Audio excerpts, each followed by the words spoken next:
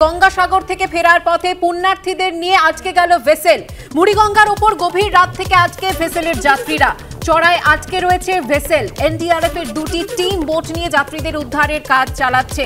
গঙ্গাসাগর থেকে ফেরার পথে পুণ্যার্থীদের নিয়ে ভেসেল আজকে গিয়েছে মুড়িগঙ্গার উপর গভীর রাত থেকে ভেসেলের যাত্রীরা আজকে রয়েছেন। গতকালই ছিল মকর সংক্রান্তি এবং গঙ্গাসাগরের মেলা। অসংখ্য পুণ্যার্থী তারা ভিড় জমিয়েছিলেন।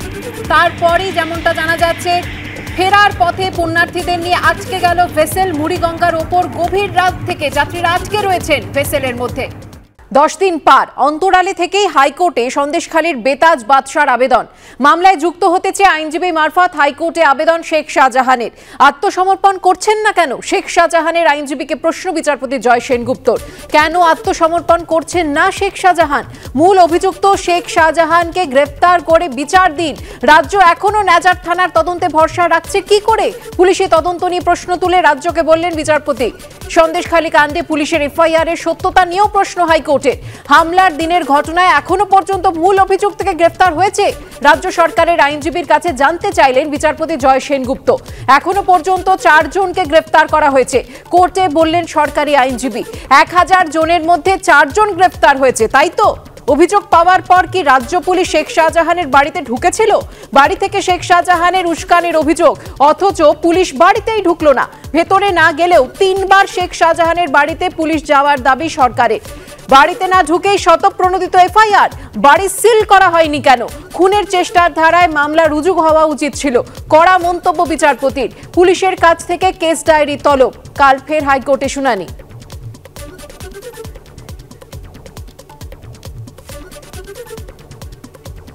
দেখুন, শাহজাহান শেখ কোথায় আছে পুলিশ জানে, এবং পুলিশ জানে বলেই আইনজীবী থেকে শুরু করে সব শাহজাহান শেখের কাছে পৌঁছে যাচ্ছে।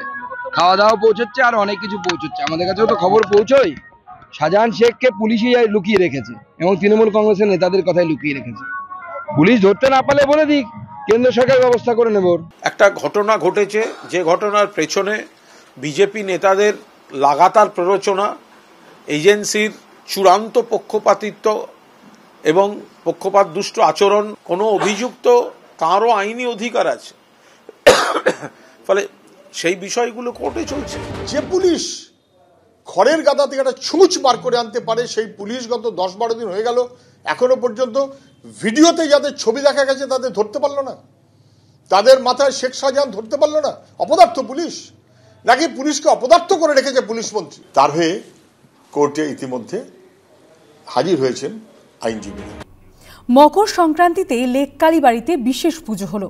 রীতি মেনে ধানের শীষ দিয়ে গর্ভগৃহ ও মা কালীর খড়গ সাজানো হয়। পুজোর পাশাপাশি বিশেষ আরতিও হয়।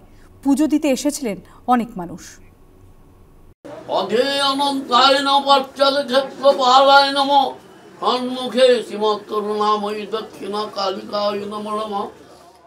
মকর সংক্রান্তির পুণ্যলগ্নে লেক কালীবাড়িতে মায়ের বিশেষ পুজো করা হলো। রীতি মেনে মন্দিরের গর্ভগৃহ সাজানো হয়েছিল ধানের শীষ দিয়ে। ধানের শীষ দিয়ে সাজানো হয় মায়ের খড়গ। পৌষ সংক্রান্তির দিন বিশেষ পুজোর আয়োজন করা হয়েছে লেক কালীবাড়িতে। আমরা দেখতে পাচ্ছি যে মায়ের যে গর্ভগৃহ সেটাও কিন্তু খুব সুন্দর করে সাজানো হয়েছে, ধানের ছড়া দিয়ে সাজানো হয়েছে। এছাড়া মায়ের হাতের যে খড়গ রয়েছে তাতেও রয়েছে ধানের পরশ। আচার মেনে সকালে বিশেষ পুজোর আয়োজন করা হয়। সন্ধেবেলায় বিশেষ আরতিও করা হয়।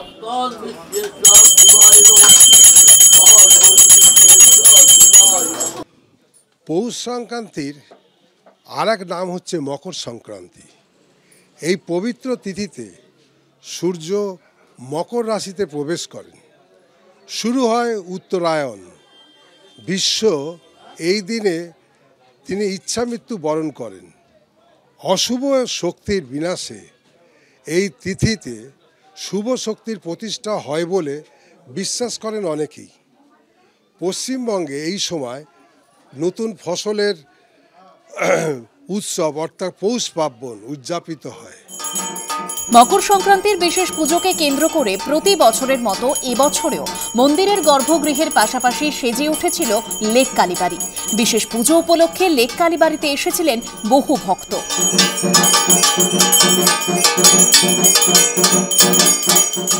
অর্ণব মুখোপাধ্যায়ের রিপোর্ট, এবিপি আনন্দ, কলকাতা।